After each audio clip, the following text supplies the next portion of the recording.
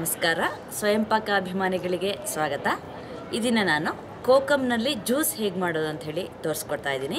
ನೀವು ಹಿಂದಿನ ವಿಡಿಯೋದಲ್ಲಿ ಕೋಕಮ್ನಲ್ಲಿ ಸಾರು ಮಾಡೋದನ್ನು ನೋಡಿದ್ರಿ. ಈ ಕೋಕಮ್ಗೆ ಮುರುಗ್ನಹುಳಿ ಹಾಗೂ ಪುನರ್ಪಳಿ ಅಂತ ಕೂಡ ಹೇಳ್ತಾರೆ. ಈ ಮುರುಗ್ನಹುಳಿ ಆರೋಗ್ಯಕ್ಕೆ ತುಂಬ ಒಳ್ಳೆಯದು.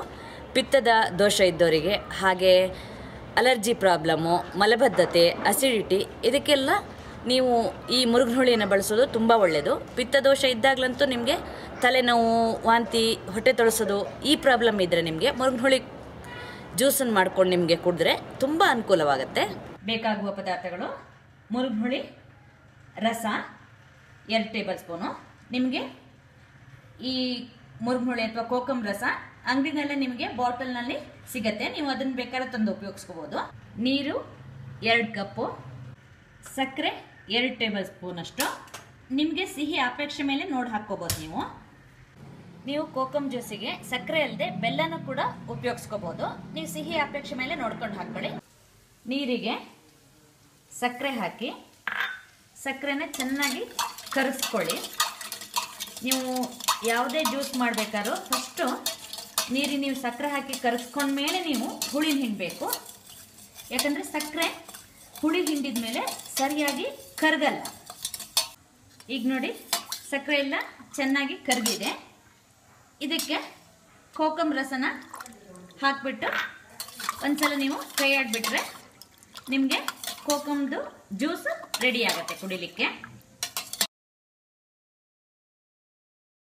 ನಿಮಗೆ ಕೋಕಮ್ ರಸ ಸಿಗಲಿಲ್ಲ ಅಂದರೆ ಕೋಕಮ್ಮಿಂದ ಸಿಪ್ಪೆ ಸಿಗತ್ತೆ. ನಿಮಗೆ ಕೋಕಮ್ ಸಿಪ್ಪೆ ಒಂದು 7-8 ಪೀಸು ಇಟ್ಕೊಂಡಿದ್ದೀನಿ ನಾನು. ಈ ಸಿಪ್ಪೆನ ನೀವು ಬಳಸೋದಂದರೆ ಅದನ್ನು ಸ್ವಲ್ಪ ನೀರು ಹಾಕಿಬಿಟ್ಟು ಒಂದು 4-5 ತಾಸು ನೆನೆಸಿಡಿ. ಆವಾಗ ರಸ ಬಿಡತ್ತೆ ನೋಡಿ. ಆ ರಸನ ನೀವು ಜ್ಯೂಸ್ ಮಾಡೋಕ್ಕೆ ಉಪಯೋಗಿಸ್ಬೋದು.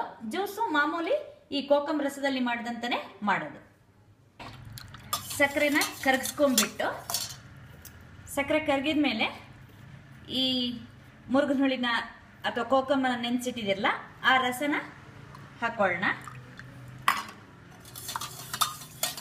ಚೆನ್ನಾಗಿ ಹೀಗೆ ಕೈ ಆಡಿಬಿಟ್ರೆ ನಿಮಗೆ ಮುರುಗ್ನಹುಳಿಯ ಜ್ಯೂಸು ರೆಡಿಯಾಗಿದೆ.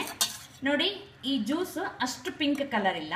ಅಂದರೆ ನೀವು ರಸ ಹಾಕಿದಾಗ ಜಾಸ್ತಿ ಕಲರ್ ಇರುತ್ತೆ. ಅದೇ ನೀವು ಒಣಗಿದ ಸಿಪ್ಪೆ ಉಪಯೋಗಿಸಿದ್ರೆ ತುಂಬ ಪಿಂಕ್ ಕಲರ್ ಬರಲ್ಲ. ಅದೇ ನೀವು ಫ್ರೆಶ್ ಹಣ್ಣಲ್ಲಿ ಮಾಡ್ತೀನಿ ಅಂದರೂ ಕೂಡ ನಿಮಗೆ ತುಂಬ ಪಿಂಕ್ ಕಲರ್ನಲ್ಲಿ ಜ್ಯೂಸ್ ಇರುತ್ತೆ. ನೀವು ಮುರುಗ್ನಹುಳಿ ಹಣ್ಣಿನ ಸಿಪ್ಪೆನ ನೀವು ಬಳಸ್ತೀರಿ ಅಂದರೆ ನೀವು ಅದರ ಹುಳಿ ಅಂಶನ ನೋಡ್ಕೊಂಡು ನೀವು ಸಕ್ಕರೆ ಹಾಕ್ಕೊಳ್ಳೋದು ಒಳ್ಳೆಯದು. ನೋಡಿರಲ್ವಾ ಎಷ್ಟು ಸುಲಭವಾಗಿ ಆರೋಗ್ಯಕ್ಕೂ ಅನುಕೂಲವಾಗುವಂತಹ ಮುರುಗ್ನಹುಳಿಯ ಜ್ಯೂಸ್ ಹೇಗೆ ಮಾಡೋದು ಅಂಥೇಳಿ. ನೀವು ಕೂಡ ನಿಮ್ಮ ಮನೆಯಲ್ಲಿ ಈ ಜ್ಯೂಸನ್ನು ಮಾಡಿಬಿಟ್ಟು ನಿಮ್ಮ ಅಭಿಪ್ರಾಯ ನಮ್ಗೆ ತಿಳಿಸಿ. ನಮಸ್ಕಾರ.